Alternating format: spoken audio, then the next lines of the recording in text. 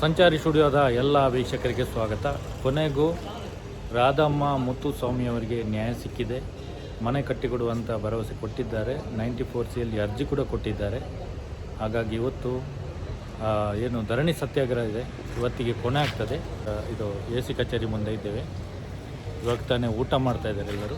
ಊಟ ಮುಗಿಸಿದ ಕೂಡಲೇ ಅವರು ಮನೆಗೆ ಹೋಗ್ತಾರೆ. ಹಾಗಾಗಿ ಅಶೋಕ್ ರೈ ಅವರಿಗೆ ತುಂಬ ಧನ್ಯವಾದ ಹೇಳಬೇಕು.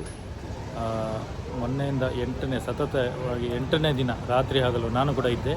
ಇಲ್ಲಿ ಧರಣಿ ಸತ್ಯಾಗ್ರಹ ಮಾಡ್ತಾಯಿದ್ರು.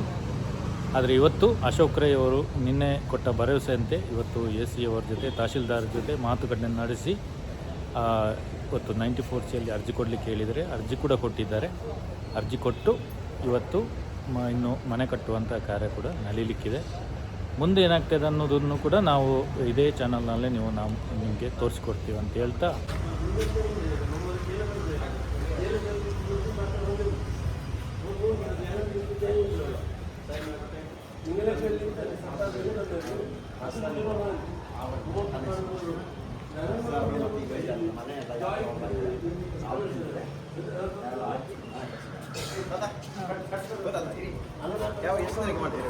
ಮನೆ ಎಷ್ಟು ಜನಕ್ಕೆ ಮಾಡ್ತೀವಿ ಸ್ಟಾರ್ಟ್ ಮಾಡೋದೇ ಅಲ್ವ ನಾವು ಅಷ್ಟೇ.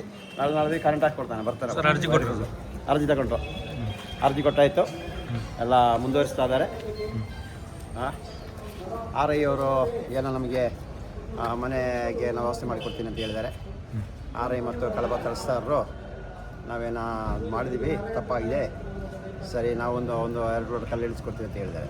ಹೌದಾ ಸರ್? ಹೌದು, ಬರೆದು ಕೊಟ್ಟಿದ್ದಾರಲ್ಲ ಬಾಯಲ್ಲಿ? ಇಲ್ಲ, ಬಾಯಲ್ಲಿ ಹೇಳಿದ್ದಾರೆ. ಮತ್ತು ಇನ್ನು ನವೀನ್ ಭಂಡಾರಿ ಇದ್ದಾರೆ, ಅವ್ರು ನೋಡೋಣ, ಪುತ್ತೂರು ನವೀನ್ ಭಂಡಾರಿ ಅವರು ಇದ್ದಾರಲ್ಲ ಹೊಡೆದಾಕ್ಲಿಕ್ಕೆ, ಮತ್ತು ಮೆಸ್ಕಾಂ ಅವರು ಇದ್ದಾರಲ್ಲ, ಅವ್ರದ್ದು ಕೇಳೋಣ. ಇನ್ನು ನಾವು ಇದೇನಲ್ಲ, ಅವ್ರು ಕೊಡೋದಾರೆ ಕೊಡ್ಬೋದು, ಇಸ್ಕೊಳ್ಳೋದು. ಶಾಪ ಆದರೆ ಅವ್ರ 1 ವರ್ಷ ಮನೆ ಬೀದಿಯಲ್ಲಿ ಹಾಕಿಬಿಟ್ಟು ನೆನೆಸಿದಾರಲ್ಲ, ಅದ್ರ ಶಾಪ ಒಂದು ಸ್ವಲ್ಪ ಕ್ಲಿಯರ್ ಆಗಲಿ ಅಷ್ಟೇ. ಕೆಲವರು ನೀವು ಇಷ್ಟ ಇದ್ರೆ ಅದು ಮಾಡಿಕೊಟ್ರೆ ಇನ್ನೂ ಚೆನ್ನಾಗಿರುತ್ತೆ. ಇಲ್ಲ, ಶಾಪ ಇರುತ್ತೆ, ಅದು ಆ ಶಾಪ ಹೋಗಬೇಕಾದ್ರೆ ಅವ್ರಿಗೆ ನಮ್ಮ ಮನೆ ಕಟ್ಟುವ ವ್ಯವಸ್ಥೆ ಅವರೇ ಮಾಡಿ ಅಂತ ಕೇಳ್ತಾರೆ.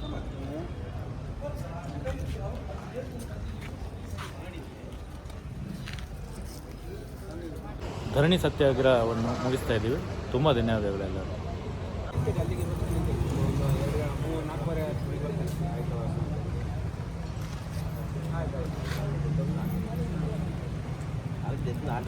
ಹಲೋ, ನಮಸ್ತೆ.